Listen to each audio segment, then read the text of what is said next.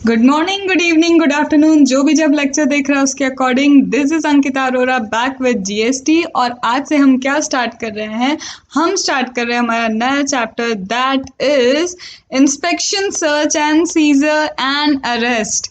Inspection, search, seizure and arrest, chapter number 18। इसे हम किस तरह से करेंगे? Wherever I find it necessary कि आपको एक एक चीज़ रीड करके बतानी है, हम बिल्कुल रीड करेंगे। Otherwise we will be going in a flow, like मैं आपको एक्सप्लेन करूंगी और आपको बता दूंगी on this page this has been given to you, तो आप उसे रीड कर लेना।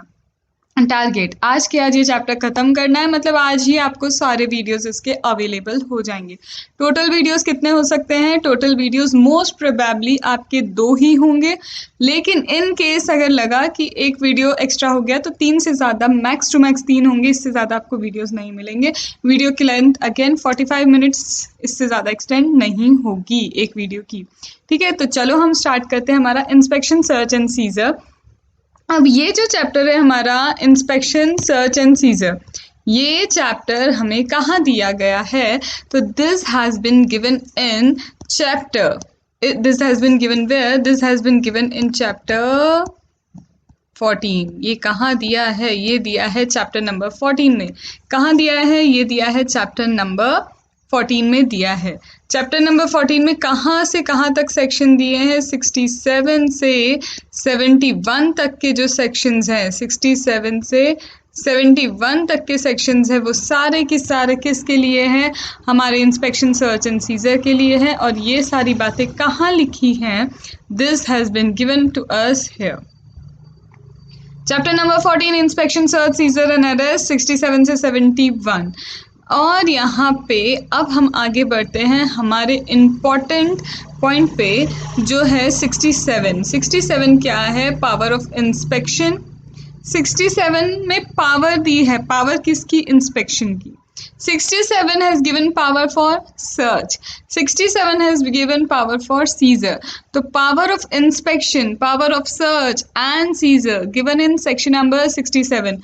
Power of what? Power of inspection, power of search and seizure कहाँ दिया है? 67 में। inspection, search and seizure कहाँ दिया है? section number 67 में दिया है। यहाँ दिमाग में बिल्कुल बैठा होना चाहिए हमारे कि inspection, search and seizure 67, power of inspection, search and seizure. आते हैं inspection. Is inspection a new provision? बिल्कुल न्यू प्रोविजन है इंस्पेक्शन, लेकिन inspection if compare to search, if I compare search, if I compare inspection, search is much strict. Search क्या है? Strict provision of the law है, where is inspection is softer than what? Softer than search. तो पहला point अगर मैं आपको inspection का बताना चाहूँ तो inspection is what? Inspection is softer. It is what? It is softer. Softer compare to what? Softer compare to, it is softer compare to search. Search versus अगर हम इंस्पेक्शन करेंगे, सर्च वर्सेस इंस्पेक्शन, तो software कौन है? Software is inspection. ठीक है, आगे आते हैं। इंस्पेक्शन आप सिर्फ एक टैक्सेबल पर्सन के प्लेस ऑफ बिजनेस का कर सकते हैं, ऐसा लिखा गया है। कहाँ लिखा है ऐसा? ऐसा लिखा है, इट अनेबल्स, ये क्या करता है? Enables officer to access any place of business of a taxable person. अगर कोई टैक्सेबल पर्सन है तो उसके टैक्सेबल पर्सन के प्लेस ऑफ बिजनेस को इंस्पेक्ट किया जा सकता है, एक्सेस किया जा सकता है। This power given by section number 67 that आप क्या कर सकते हैं? एक्सेस कर सकते हैं। आप क्या कर सकते हैं? एक्सेस कर सकते हैं, इंस्पेक्ट कर सकते हैं place of business of a taxable person. एक टैक्सेबल पर्सन की प्लेस ऑफ बिजनेस इंस्पेक्ट कर सकते हैं। First point about inspection, only taxable person. Second, any place of business of a person who is engaged in transporting of goods। अगर कोई person goods transportation में engaged है, if a person is engaged in what? If a person is engaged in goods transportation, then यहाँ पे goods transportation के case में भी क्या होगा? Inspection could be done. Inspection could be done for goods transportation. ठीक है, 2 चीज़ें हो गई।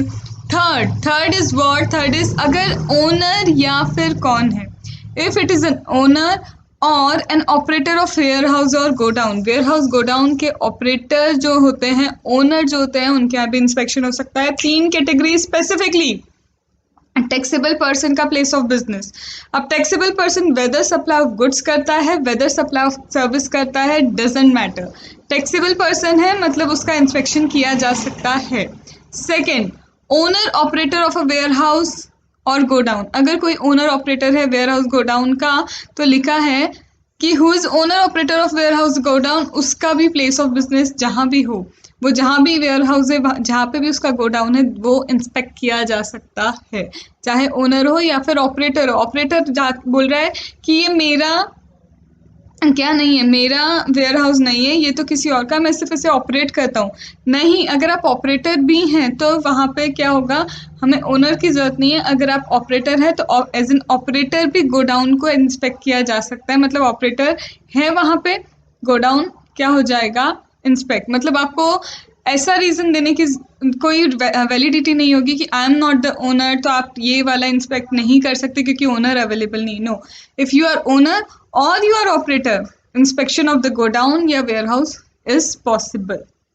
इसके बाद, if a person engaged in transportation of goods, अगर गुड्स ट्रांसपोर्ट करता है, अब वो गुड्स ट्रांसपोर्टेशन चाहे वो टैक्सेबल पर्सन के करता है या फिर एक नॉन टैक्सेबल पर्सन की गुड्स का ट्रांसपोर्टेशन कर रहा है, इंस्पेक्शन हो सकता है उस पर्सन के प्लेस ऑफ बिजनेस का जो ट्रांसपोर्टेशन ऑफ गुड्स करता है। तो any place of business of a taxable person, any place of business of a taxable person who is engaged in, any place of business of taxable person, then any place of business of a person. अब person लिखा है या taxable person नहीं लिखा है। यहाँ पे देखो, यहाँ पे सबसे पहले क्या लिखा, place of business of a taxable person लिखा हुआ मिल रहा है आपको, ठीक है। फिर and also any place of business of a person, registered unregistered की बात नहीं हो रही है। अगर कोई भी पर्सन है, कोई भी पर्सन अगर ट्रांसपोर्टेशन ऑफ गुड्स करता है, चाहे वो टैक्सेबल हो या फिर नहीं हो, रजिस्टर्ड हो नहीं हो, डजेंट मैटर। तो अगर कोई भी टैक्सेबल पर्सन है और वो गुड्स ट्रांसपोर्टेशन का काम कर रहा है तो इंस्पेक्शन हो सकता है। या फिर जो ओनर ऑपरेटर है किसका, वेयर हाउस या गोडाउन का, या फिर जो ओनर एंड ऑपरेटर है किसका, वेयर हाउस या फिर गोडाउन का। पॉइंट समझ में आए? पहला पॉइंट देखो, इंस्पेक्शन किससे सॉफ्टवेयर है, सर्च से। सेकंड पॉइंट क्या है, टैक्सेबल पर्सन के प्लेस ऑफ बिजनेस का इंस्पेक्शन हो सकता है, या फिर कोई पर्सन बोला है, person who is engaged in transportation of goods, या फिर owner operator of a warehouse और गोडाउन। ठीक है, तो section number 67, inspection can be carried out by a proper officer only upon return authorization by officer of rank of joint commissioner और above. Section 67 सिर्फ कब होगा, तब होगा जब प्रॉपर ऑफिसर जो है, अगर प्रॉपर ऑफिसर ही कर सकते हैं और उस प्रॉपर ऑफिसर के पास रिटर्न ऑथराइजेशन किसका होना चाहिए, जॉइंट कमिश्नर या उससे अबाव रैंक का। तो इंस्पेक्शन के लिए सबसे पहले किन केसेस में इंस्पेक्शन हो सकता है, कहाँ इंस्पेक्शन हो सकता है, देख लिया। इंस्पेक्शन सर्च से सॉफ्टवेयर है। इंस्पेक्शन के लिए प्रॉपर ऑफिसर जो इंस्पेक्ट करने आ रहा है उसके पास एक रिटर्न ऑथराइजेशन होना चाहिए। किसका return authorisation, joint commissioner or above rank वाले ऑफिसर का। जॉइंट कमिश्नर या फिर अबाव रैंक वाले ऑफिसर का क्या होना चाहिए, रिटर्न ऑथराइजेशन होना ही चाहिए। इसके बाद circumstance for carrying out inspection. अब कौन कौन से सर्कमस्टेंस है जब इंस्पेक्शन किया जा सकता है, तो देखो, जॉइंट कमिश्नर या उससे अबाव रैंक वाला जो ऑफिसर है वो ऑथराइजेशन सिर्फ तब देगा अगर, सामने वाला सिर्फ तब ऑथराइजेशन देगा अगर, सबसे पहले हमने बोला टैक्सेबल पर्सन का हो सकता है इंस्पेक्शन। हमने सबसे पहली बात क्या की, टैक्सेबल पर्सन का कोई भी प्लेस ऑफ द बिजनेस क्या किया जा सकता है, इंस्पेक्ट किया जा सकता है, लेकिन तब अगर उसने क्या किया है, सामने वाले इंसान ने सप्रेस्ड एनी ट्रांजैक्शन, किसी ट्रांजैक्शन, चाहे वो ट्रांजैक्शन ऑफ गुड्स हो या ट्रांजैक्शन ऑफ सर्विस हो, उसे छुपाया है, उसे बताया नहीं है।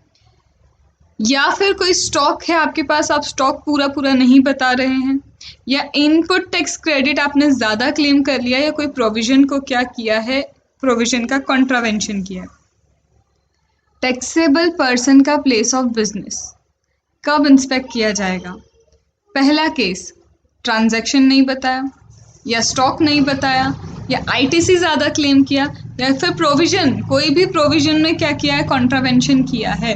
तो contravention of the provision of the law, contravention of what, provision of the act to evade what, to evade tax, या तो आईटीसी ज़्यादा क्लेम कर रहे हैं या फिर कोई ट्रांजैक्शन को सप्रेस करना, मतलब बताना ही नहीं, या फिर स्टॉक इन हैंड को आप सप्रेस कर रहे हैं। आप बैलेंसिंग फिगर, याद आपको पता ही होगा कि हम लोग क्या करते हैं, बैलेंसिंग फिगर की तरह क्लोजिंग स्टॉक निकालते हैं, ठीक है, प्रॉफिट के अकॉर्डिंग क्लोजिंग स्टॉक निकलता है। और अब तो क्या होता है, रिकंसिलेशन होता है फाइनेंशियल स्टेटमेंट और जीएसटी का, दोनों का। Just a minute, let me silent my phone.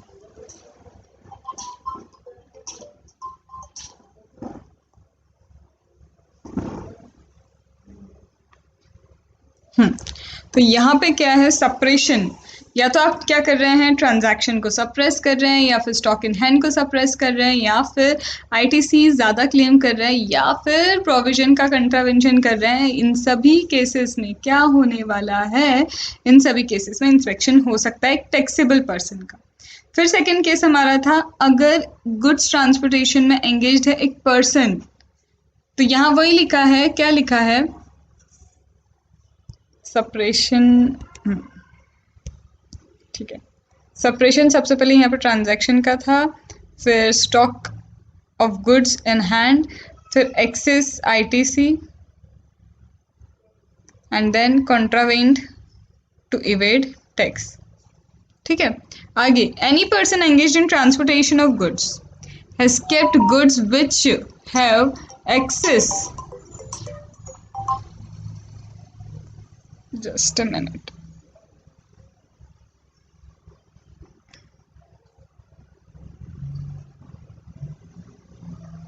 चलो, any person engaged in transportation of goods has kept goods which has escaped payment of tax.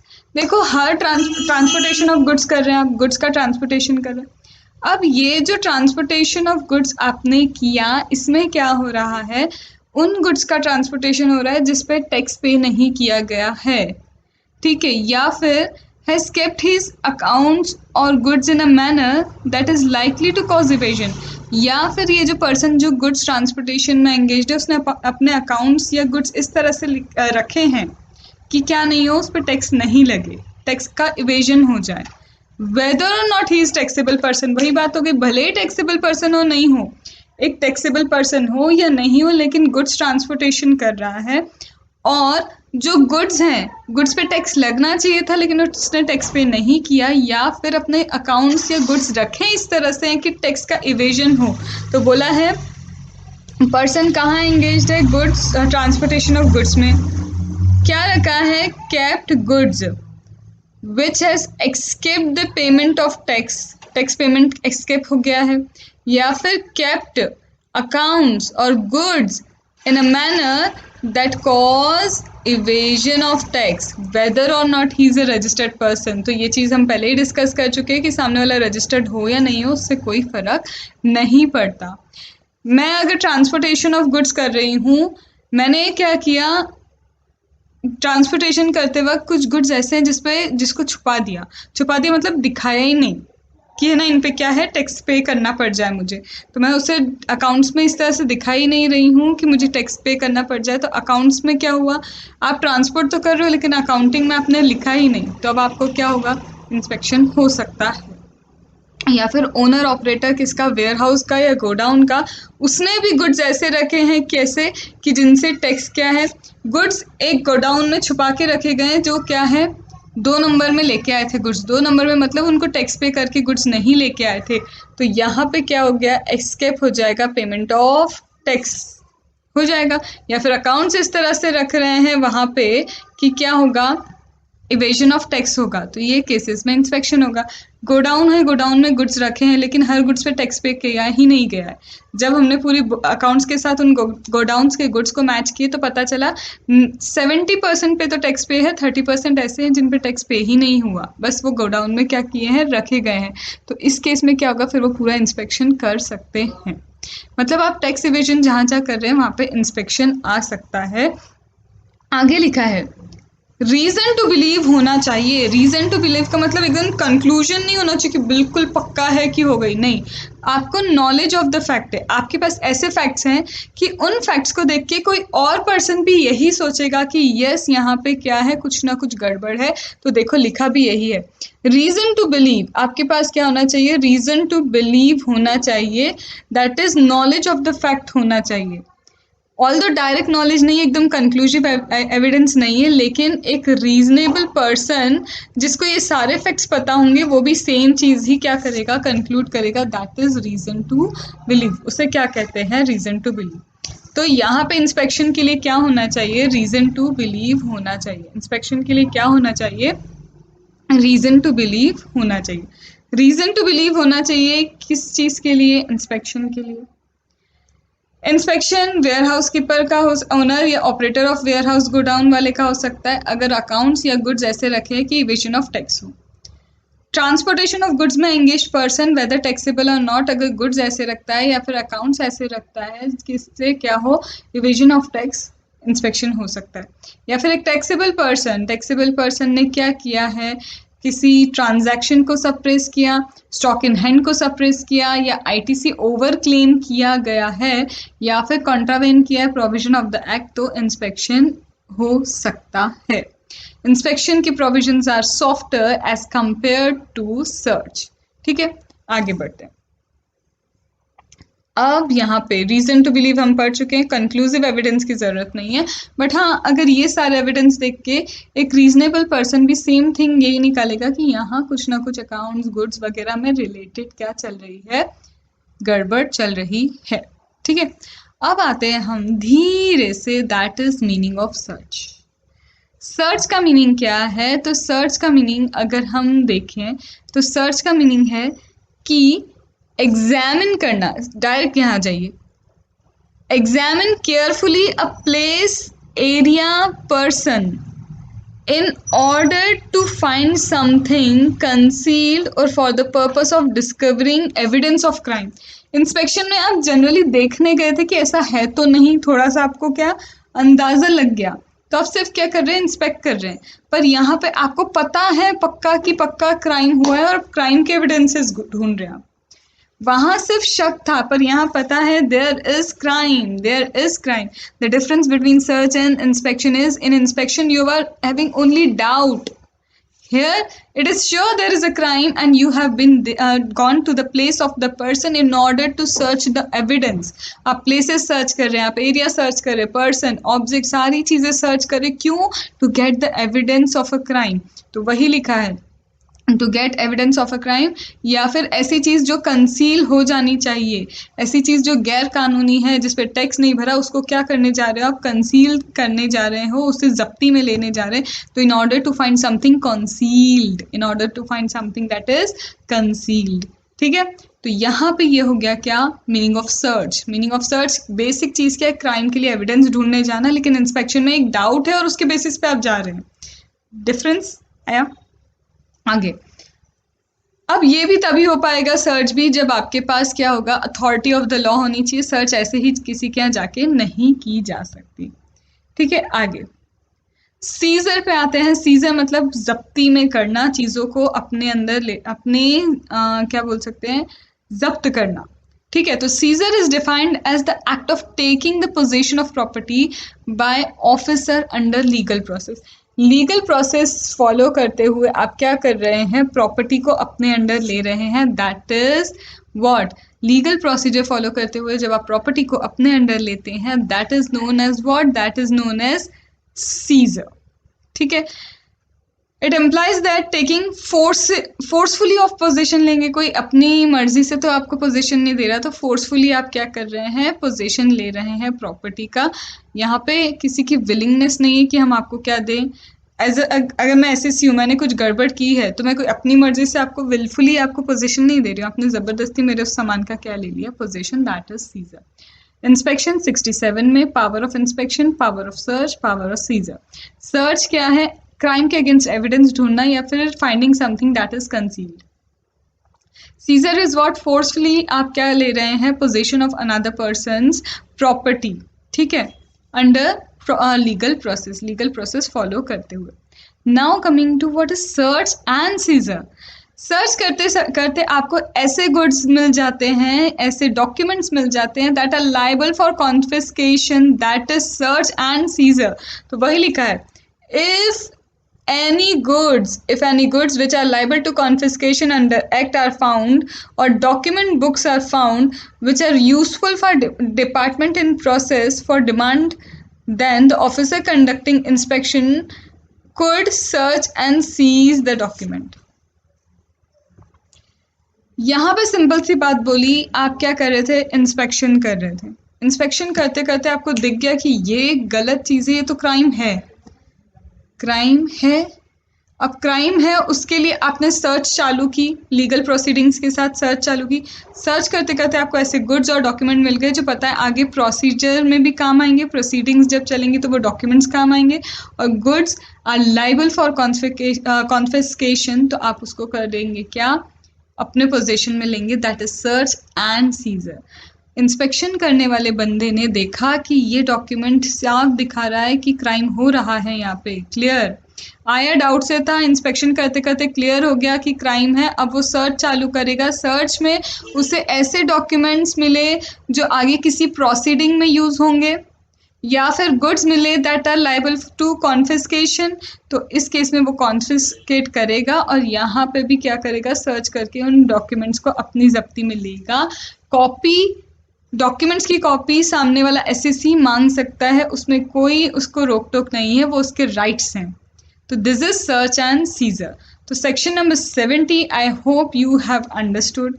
Confiscation of goods section 130 में दिया है। तो confiscation क्या होता है, कब एक गुड्स को जब्ती में लिया जाता है, कब उसको कॉन्फिस्केट किया जाता है। तो सबसे पहले अगर सप्लाईज और रिसीव गुड्स, अगर आप गुड्स को सप्लाई या रिसीव कर रहे हैं प्रोविजन ऑफ द एक्ट को क्या करते हुए, इग्नोर करते हुए। सपोज करो दिस इज माई फोन, ठीक है, ये मेरा फोन है। अब क्या है, इस पे लगता है क्या, जीएसटी लगता है, इस पे क्या लगता है, जीएसटी लगता है। बट मैं एज अ डीलर क्या करती हूँ, इन गुड्स को सेल कर रही हूँ, इन गुड्स को रिसीव कर रही हूँ, लेकिन जब मैं सेल करती हूँ मैं इनवॉइसेस क्या कर रही हूँ, जनरेट नहीं कर रही, विदाउट इनवॉइस में सप्लाई कर रही हूँ। या फिर क्या कर रही हूँ, जब मैं खरीद रही हूँ एक्चुअल में उस पर जीएसटी कम लगता है, लेकिन ज़्यादा जीएसटी लगा के आईटीसी बढ़ाने के लिए हमने क्या किया, इनवॉइस में छेड़छाड़ की। गुड्स कुछ और परचेस होते हैं, दिखता कुछ और है, मतलब गुड्स ऐसे रिसीव कर रहे हैं, ऐसे सप्लाई कर रहे हैं जिसमें contravention of the provision of act हो रहा है। आप जानबूझ के गलतियां कर रहे हैं, गलती तो हो रही है आपसे।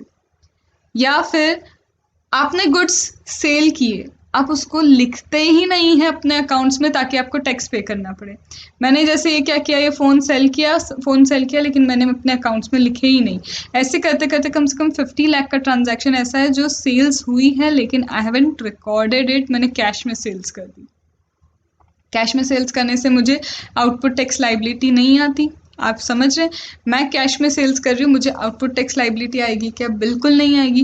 तो जब मुझे आउटपुट टैक्स लाइबिलिटी नहीं आ रही है तो कहीं ना कहीं ये भी क्या है, कॉन्ट्रावेंशन। तो वो गुड्स भी क्या हो जाएंगे, लाइबल टू कॉन्फिस्केशन। तो does not account for any goods which he is liable to pay tax, जिस पे टैक्स पे करना है उनको वो अकाउंट फॉर ही नहीं कर रहे हैं। जब बेचते वक्त मुझे उस पर 18% टैक्स देना है, उन गुड्स को जब मैं खरीद के लाती हूँ ना, उनकी अकाउंटिंग नहीं करती हूँ। कच्चे में खरीदा, कच्चे में बेच दिया, कच्चे में खरीद के लाए, कच्चे मतलब विदाउट बिल खरीदा, विदाउट बिल बेच दिया, गुड्स लाइबल फॉर कॉन्फिस्केशन। फिर supplies any goods liable to tax without having applied for GST. ऐसे गुड्स आप बेच रहे हैं जिसपे आपको टैक्स पे करना होता है, आप लाइबल टू रजिस्ट्रेशन है लेकिन आप बिना रजिस्ट्रेशन के वो गुड्स क्या कर रहे हैं, अभी भी बेच रहे हैं। 3 कंडीशन, गुड्स का सप्लाई करना, गुड्स को रिसीव करना प्रोविजन ऑफ द एक्ट को कंट्रावेन करके, आप अकाउंट फॉर नहीं कर रहे वो गुड्स जिस पे आपको टैक्स पे करना है, या फिर आप without registration goods liable for tax supply करते हैं विदाउट रजिस्ट्रेशन, आप क्या करते हैं, goods that are liable for tax आप सप्लाई करते हैं या फिर कंट्रावेन करते हैं CGST एक्ट के रूल्स को या फिर प्रोविजन को in order to evade the tax. In order for evasion of tax आप कंट्रावेंशन कर रहे हैं रूल्स का। तो सबसे पहले अगर हम बात करें तो ये क्या करता है, सप्लाई करता है, सप्लाई या receive goods in contravention of the provision of act. Supply या रिसीव कर रहे गुड्स कंट्रावेन करते हुए प्रोविजंस को। सेकेंड ये है कि या तो आप GST के रूल्स या एक्ट को क्या करते हैं, कंट्रावेन करते हैं, या फिर अकाउंट फॉर नहीं कर रहे उन गुड्स के सप्लाई को जिस पे आपको टैक्स पे करना है, अकाउंट फॉर नहीं कर रहे टैक्स पेबल वाले गुड्स को, ठीक है। या फिर फोर्थ, आप गुड्स तो क्या कर रहे हैं, लेके आते हैं लेकिन विदाउट रजिस्ट्रेशन के बिना ही उन्हें सेल कर रहे हैं, जबकि उन पे क्या लगना चाहिए, टैक्स लगना चाहिए। विदाउट रजिस्ट्रेशन आप गुड्स को क्या कर रहे हैं, विदाउट रजिस्ट्रेशन गुड्स को आप सेल कर रहे हैं, जबकि आपको क्या करना चाहिए, विदाउट रजिस्ट्रेशन आप सेल कर रहे हैं जबकि ये रजिस्ट्रेशन के लिए लाइबल थे आप सॉरी रजिस्ट्रेशन के लिए लाइबल थे, बट विदाउट रजिस्ट्रेशन आप गुड्स को क्या कर रहे हैं, बेच रहे हैं। तो ये 4 चीजें हैं जिसमें गुड्स लाइबल फॉर कॉन्फिस्केशन हो जाएंगे। अब सर्च के दौरान क्या क्या पावर है ऑफिसर के पास, तो ऑफिसर एक्सेस कर सकता है सबसे पहले प्लेस ऑफ द बिजनेस को, जो डॉक्यूमेंट्स उसे चाहिए वो सारे डॉक्यूमेंट्स या फिर गुड्स को सीज कर सकता है। वो पूरे प्रेमाइस को सर्च कर सकता है। प्रेमाइस को सर्च करने के बाद जो भी डॉक्यूमेंट्स गुड्स उसको लगता है लाइबल फॉर कॉन्फिस्केशन या सीजर हैं वो सीज कर सकता है। उसे किसी डॉक्यूमेंट की कॉपी चाहिए, एक्सट्रैक्ट चाहिए, वो मांग सकता है। जो इन्फॉर्मेशन चाहिए वो मांग सकता है। साथ ही में अगर कोई रूम है या फिर कोई प्रेमाइस पे ऐसी जगह है जहाँ पे लॉक लगा है और सामने वाला उसको एक्सेस नहीं दे रहा, ऐसे बोल रहा है मैं इसमें आपको अंदर जाने नहीं दे सकता, मेरे पास कीज़ नहीं है, या फिर नहीं आप अंदर नहीं जा सकते, डिनायल ऑफ द एक्सेस कर रहा है, तो ब्रेक ओपन कर सकता है वो डोर को वो क्या कर सकता है, ब्रेक ओपन कर सकता है। तो पढ़ लेते हैं क्या क्या चीज़ें हैं। Officer carrying out search has power to search, उसके पास पावर, सबसे पहले पावर क्या है, power to search for and seize the goods liable for confiscation. वो गुड्स जो लाइबल फॉर कॉन्फिस्केशन है उन्हें सीज कर सकता है। फिर वो डॉक्यूमेंट्स, बुक्स या फिर थिंग्स जो क्या है प्रोसीडिंग्स के लिए ज़रूरी हैं उन्हें भी सीज कर सकता है। ठीक है। If it is not practicable, अगर कोई गुड्स को सीज करना पॉसिबल नहीं है तो वहाँ पे क्या लगाएंगे, उसे उस जगह को ताला लगा देंगे, मतलब डिटेन कर देंगे उस चीज़ को कि अब सपोज करो यहाँ पे बड़ी बड़ी मशीन्स पड़ी है मेरे यहाँ, सामने वाला लेके तो नहीं जा सकता उन मशीन्स को, तो वो क्या करेगा वहीं पे लॉक लगा देगा और लॉक लगा के सील लगा देगा और वहीं पे उसे क्या कर देगा, बंद कर देगा। डिटेन में लेना मतलब अपनी जब्ती में ले लेना।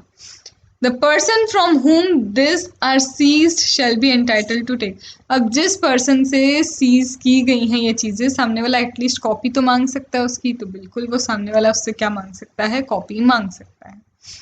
उसके पास, हमारे ऑफिसर के पास पावर है to break open the doors of premise अगर एक्सेस डिनाई किया जाता है। अगर एक एसएससी मना करता है ऑफिसर को कि नहीं आप हमारे ऑफिस में नहीं आ सकते, ताला लगा चुके हैं, हमारे पास चाबी नहीं है, कुछ भी नहीं है, तो वो break open of the door कर सकता है। कोई ऐसी जगह है, कोई लॉकर है जहाँ पे डॉक्यूमेंट्स रखे हैं या फिर बहुत सारी चीज़ें और ऑफिसर को लगता है कि यहाँ पे हमें ज़रूरत के डॉक्यूमेंट्स वगैरह मिलेंगे, तो उस डोर को भी, उस लॉकर को भी वो क्या कर सकते हैं, ब्रेक ओपन कर सकते हैं। तो यहाँ पे similarly while carrying out search within the premise, he can break open any almirah or box if access to such almirah box is denied। ठीक है। एंड इन विच, और उस लॉकर में क्या है, कुछ गुड्स रखे हैं, रजिस्टर्स हैं, डॉक्यूमेंट हैं। ठीक है। He can also seal the premise if access deny, अगर एक्सेस डिनाई कर रहा है वो ब्रेक ओपन नहीं कर सकता तो पूरा प्रेमाइस भी सील कर सकते हैं। ठीक है। तो प्रेमाइस सील करना भी क्या है, पावर ऑफ द ऑफिसर है। क्या है, पावर ऑफ ऑफिसर। फिर इसके बाद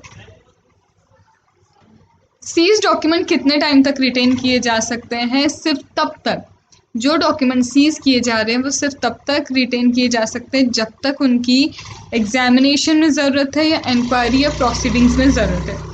किसी तरह के एग्जामिनेशन, इंक्वायरी, प्रोसीडिंग में, किसी तरह के एग्जामिनेशन, इंक्वायरी एंड प्रोसीडिंग में ज़रूरत है अगर बुक्स की, सिर्फ तब तक उन्हें सीज किया जा सकता है। एंड अगर इन बुक्स पे रिलाई नहीं किया जा सकता तो उन्हें the same shall be return with in 30 days from issue of show cause notice. अगर आप उन डॉक्यूमेंट्स पे रिलाई नहीं कर सकते, अगर क्या नहीं कर सकते, उन डॉक्यूमेंट्स पे रिलाई नहीं कर सकते, तो उन्हें with in 30 days from issue of show cause notice आप क्या कर दो, रिटर्न कर दो। कौन सा शो कॉज नोटिस इशू हो रहा है कि क्यों ना हम, आप बताइए कि दिख गया कि यहाँ रिलाय नहीं कर सकते इन चीज़ों पर, तो अब आप क्या बताएंगे सामने वाले को शो कॉज नोटिस देते हुए कि बताइए कि क्यों आप पे इतना इतना टैक्स नहीं आना चाहिए, क्यों ये गुड्स लाइबल टू कॉन्फिस्केशन नहीं होना चाहिए। शो कॉज नोटिस इशू करते ही 30 days के अंदर what you have to do, within 30 days आपको वो क्या कर देंगे, गुड्स डॉक्यूमेंट्स रिटर्न कर देंगे अगर वो रिलायबल नहीं है तो, ठीक है।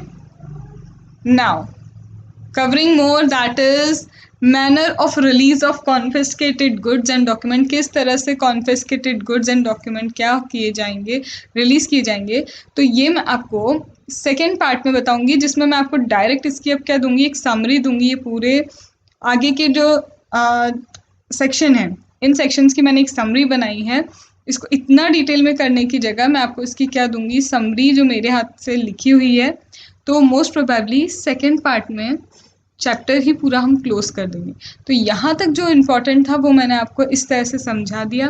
कोई डाउट हो, कोई क्वेरी हो तो बिल्कुल पूछना, और इन चैप्टर्स के थ्रू अच्छे से पढ़ो, अच्छे से समझो। क्यों? क्योंकि देखो, my efforts are 100%, it only depends on you कि आप इन एफर्ट्स को कितना स्प्रेड कर पा रहे हैं, बिकॉज आई लिटरली वॉन्ट कि more and more students should watch this. GST का full course video for May 2020 and November 2020 is available to you. All you need is share करो, अच्छा लगे बिल्कुल लाइक करो, कमेंट करो, क्योंकि एक्चुअल में यार मैं अगर यहाँ पे वीडियोस रिकॉर्ड कर रही हूँ, आप देख रहे हैं और आप मुझे कमेंट नहीं दे रहे हैं, आप मुझे लाइक या नहीं दे रहे, तो मुझे कैसे पता चलेगा कि आपको पसंद आ भी रहा है या नहीं, या फिर मुझे कंटिन्यू करना चाहिए या नहीं वीडियो बनाना। व्यूज़ की बात करें तो अभी मेरे व्यूज़ कोई बहुत ज़्यादा नहीं है कि लोग मुझे बहुत ज़्यादा जानते हो कि मेरे व्यूज़ मिलियंस में जाएं या फिर थाउजेंड्स में कवर हो जाएं। हाँ, CA फाइनल प्लेलिस्ट GST की जो मैंने 1 साल पहले अपलोड की थी बाकायदा, उसमें मेरे थाउजेंड्स में व्यू हैं, बच्चों को पसंद आया है।